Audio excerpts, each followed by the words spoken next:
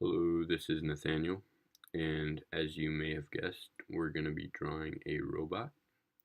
One slight difference is I'm going to start my image with a 3D model. So I'm going to lay out the basic scene and the perspective and all that in this software here called SketchUp. If you're not familiar, you can see the icon in the bottom right corner, that red staircase. You should definitely download this software. It's really light, so you can run it on just about any computer. There's a free version, which is what I'm using, SketchUp Mech, and it's really intuitive and easy to learn. As you can see, each tool is in the top bar right up there. They all have their own little functions. And then in the bottom right corner, there's a slot with measurements. So you can type in a number, hit enter, and it'll automatically snap to that angle or that amount of inches or feet, which is really useful if you're trying to keep your model symmetrical or if you want to keep it to scale. Say you're designing a house in real life for someone to build, you'd want to have all the measurements there. Another neat thing about SketchUp is that it's really common in real life. So if you work in the video game industry or if you design architectural stuff, you'll almost definitely run into this software. And that's just a good reason to have it as a skill. Alrighty. So as for what's happening on the screen, what I'm modeling right now is a leg, and it really depends on what kind of an artist you are. If you prefer 3D or if you prefer 2D, it's just a matter of taste, really. But depending on where you're more comfortable, you might want to keep it way more simple than this. You could even just put a big block for where you want your mech, and then another one for where you want your character or whatever, and then just use that as a basis kind of for your layout, for your composition, and also for your slightly for your perspective.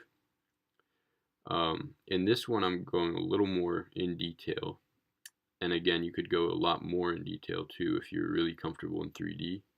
I personally prefer 2D, so I'm not going to go too far. Just depends on what kind of an artist you are, more of a 3D or more of a 2D.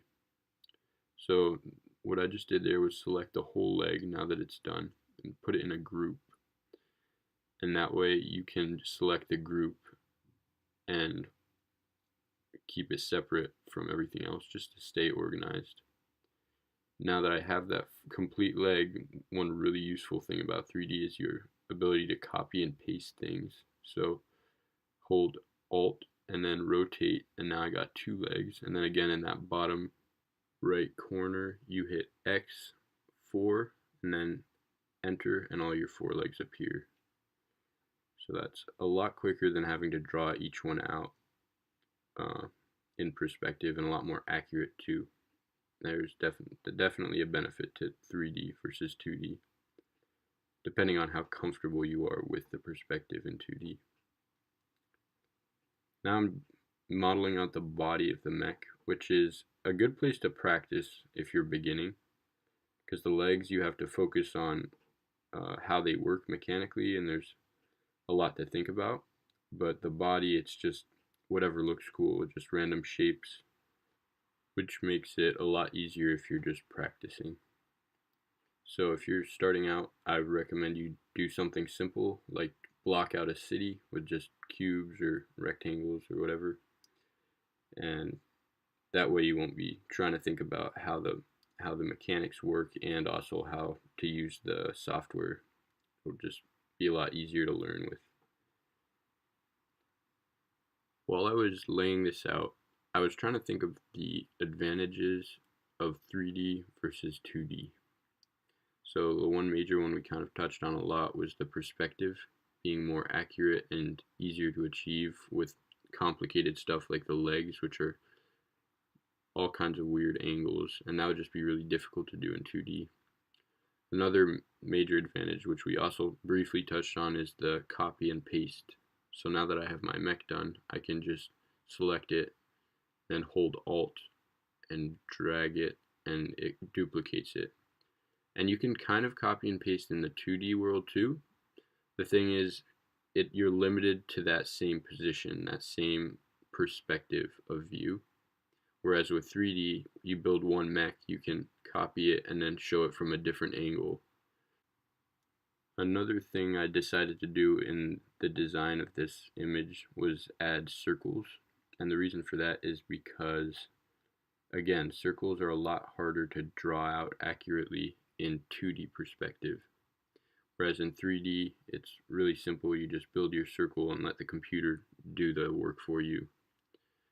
So I made a kind of giant sci-fi hoop house, I guess is what you'd call it. And again, I copied and pasted the one, hit X times however many you want, you hit enter and they all appear. So once you've got your image all built up the way you want it, a useful feature is add scene. And what that does is it memorizes your viewpoint. So you can click the scene anytime and your camera will move back to that position. Now, next thing I'm going to do is enable fog, which is kind of neat. It just gives you a little bit of atmosphere. So then you can mess around with it and how dense you want it. And it'll fade the background. So I kind of left it minimal because we're not really going to use it. We'll do most of the rendering in Photoshop. But it's kind of neat. So the last thing I'm going to do is add shadows. And again, that's very helpful and it's a major advantage of 3D because finding where your shadows would fall in a 2D world can be pretty hard. You can adjust the shadows based on the time of day and the time of year. It's pretty cool. I did have one problem where whenever I tried to move the camera, the shadows turned back off again and I had to start over. But aside from that, once you got your shadows where you want them, you're going to go to Export 2D Graphic. So now our 3D model is done and we just save that as a 2D image and we can open it in Photoshop and draw over top of it. You could choose to do a lot more in SketchUp, like add color or textures even, but I personally prefer to do that in Photoshop and just do all the rendering in there. So that's our image, that's our 2D export. I came out of it as a JPEG. You open it in Photoshop and start rendering. For this one, I chose to go with a grassy landscape, and I kind of just made it up as I went. I wasn't really sure. You could, again, the rendering, now that you have your 3D base to work off of, you can choose to do anything with the rendering. You can pick your colors, pick what kind of a landscape it is, and also don't be afraid to stray away from the 3D model. I personally almost always end up changing the final design quite a bit. For example, rounded edges are so much easier to do in 2D than in 3D. It's not even worth it to try and make the edges look round in SketchUp when you can just do that later on. And the rendering process is the same as rendering anything really. It's like almost as though you were working off your rough sketch. One thing that's pretty neat about it and can be very helpful is if you use your magic wand tool, you can select within the outlines of the 3D model image, and that way you can shade within those selections, and it makes it a lot quicker than if you have to select it by hand with the lasso tool.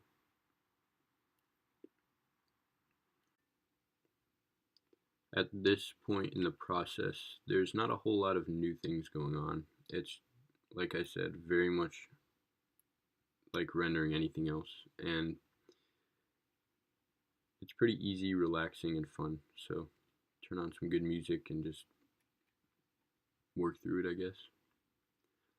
On this particular image, I did go heavy on the fog just because I thought that was a neat feature. Gave me a cool idea. And so if you're not familiar with drawing fog, it's very, very simple, and I've mentioned this before, it's a really good way to enforce your depth. So everything that's farther away just gets a little bit whiter, and that way you can emphasize on what things are farther back. I've even heard it called atmospheric perspective. So ordinary perspective shows you your distance, your vanishing point, and then atmospheric perspective would be like fog, where it gives you perspective just based on how faded away it is. Right now I'm rendering the second robot, and one thing to keep in mind with this kind of stuff is as things get farther away, you don't need to put as much detail in. Especially not if you're just going for a kind of painterly feel and it's not all photorealistic or anything. The farther away it is, the less important it becomes, right? So the main focus of the image is the first robot. You want to render it out, give it all the detail you can, make that show off your design pretty much with that first one. Then the second one, especially when it's just a copied and pasted version of the first one, you can kind of just leave it simple. The farthest one away, the third one way back in the distance, I just left as a silhouette. So now I'm making the rest of the arches, and again, that atmosphere helps it to feel even more distant. The idea for the painting, as you can see, those mechs have a lot of grass and stuff growing up their legs, so you get the feeling that they've been standing there for a long time. The idea of the painting is that they're not even functional anymore, they're just kind of sitting. So one last thing I wanted to add was another color, because right now it's all pretty much just green. And I went with blue, but one thing to keep in mind is that usually you don't want to just have one spot of blue.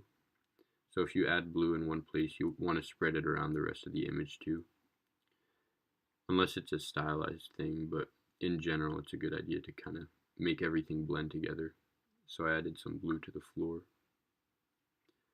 And there you go, that's the finished piece. So here's the 3D model, how it was originally. And there it is after we rendered it. I ended up really enjoying this process of painting with 3D underneath. It was a lot more fun than I expected, and hopefully some of you will try it out as well. If you have any questions, just leave them in the comments below. And if you enjoyed this video, please subscribe for more. Thanks for watching.